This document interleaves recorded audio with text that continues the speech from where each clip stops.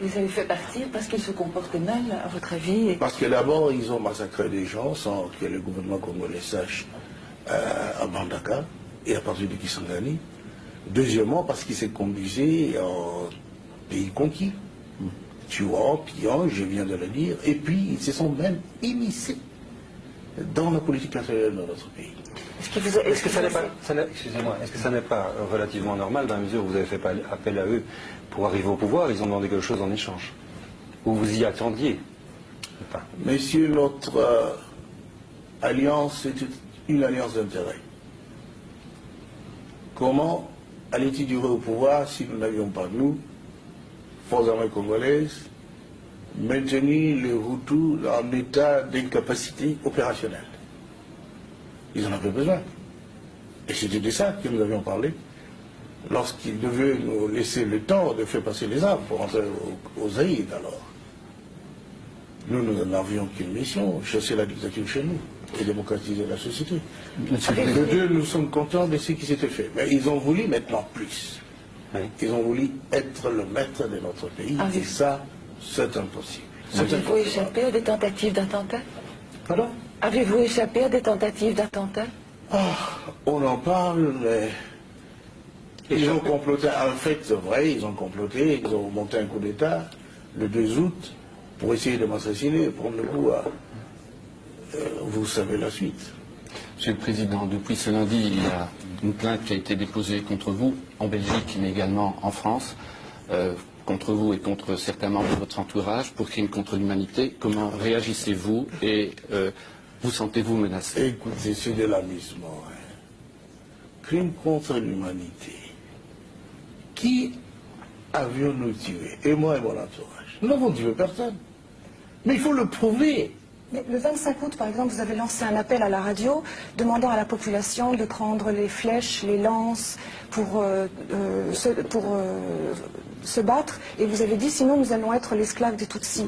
Est-ce que vous ne considérez pas que cet appel a incité la population à s'en prendre à des civils Tutsis, notamment des femmes et des hommes qui n'avaient rien à voir avec la guerre? Madame, je ne suis pas forcé de vous dire qu'il ne faut pas croire que notre peuple est si naïf pour laisser les esclavagistes venir l'égorger, les soumettre à des exactions que notre peuple connaît tellement, parce que voisin des Tutsis et des Hutus. Et vous vouliez que le peuple congolais ne défende pas, par la peine de son chef, son territoire, sa vie. Qu'est-ce que c'est pour un pays? Même chez vous ici en Europe, on a fait des appels pour vous défendre contre le nazisme. Et alors, vous voulez que les Congolais laissent venir d'autres nazistes, d'autres racistes, les occuper et qui ne se battent pas parce qu'ils n'ont pas d'armes? Ils peuvent utiliser le flèche et tous les moyens qui se trouvent dans leurs mains. Et ils l'ont fait. Est-ce que ça veut dire que lorsque vous êtes alliés avec les Rwandais au début de la guerre de libération, vous avez fait preuve de naïveté si vous ne saviez pas qu'ils étaient comme ça, puisque maintenant vous dites qu'on sait bien qu'ils sont comme ça? La question, mais est-ce que vous avez mal choisi, est-ce que vous avez mal choisi vos alliés? Nous n'avons pas mal choisi les alliés. Dans la politique, il y a la tactique. Et puis, c'est momentané les alliances parfois. Et lorsque ça tourne mal, chacun a intérêt, son intérêt de son côté parce qu'il sait pourquoi il a fait alliance. Je n'ai pas mal choisi mes alliés parce que c'était un bon choix. Ce sont les alliés qui ont tourné Kazakh. Personne n'allait interdire à la population de Kinshasa de se défendre contre les Tutsis qu'ils connaissent bien. Ils les ont vus à l'heure. Tuant pour arracher les voitures, tuant pour occuper des villas, tuant pour violer les femmes et arracher les filles, tuant pour piller les banques. Ils pourraient faire le tri entre les civils et les militaires? Mais lorsque les civils Tutsis, certains de ces civils Tutsis, avaient pris des armes données par leurs frères militaires et tiré sur leurs voisins, les voisins quand même ne sont pas aveugles, ils les voyaient. Et les voisins, donc les Congolais, n'étaient pas armés. Qu'est-ce qu'ils devaient faire? Il fallait qu'ils se défendent avec le moyen de bord. Ils l'ont fait. C'est leur droit. Messieurs, je vais dire avec force leur droit de se défendre contre ces assassins.